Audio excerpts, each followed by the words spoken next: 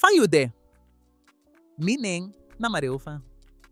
En dit is Spangtori Academy. Voor meer en beter Surinaams. Ik ben vaak onderdeel geweest van gesprekken waar ik me soms afvroeg: jij bent niet zo goed bij je hoofd. Of dat iemand mij wat vroeg en ik dacht: denk je dat ik niet goed bij mijn hoofd ben? Er zijn bepaalde manieren om dat in het Sranan Tomot te zeggen. Eén is heel grof en de andere is wat verfijnder. Laten we naar allebei kijken. Ja, praktiseer tak mi ap kun kun na miede, no? Nou, dat is dus een grove manier om te zeggen dat je poep in je hoofd hebt zitten. Jij denkt dat je niet goed wijs bent. Dat is eigenlijk wat je tegen iemand zegt. Maar er is een verfijnder manier om dat tegen iemand te kunnen zeggen.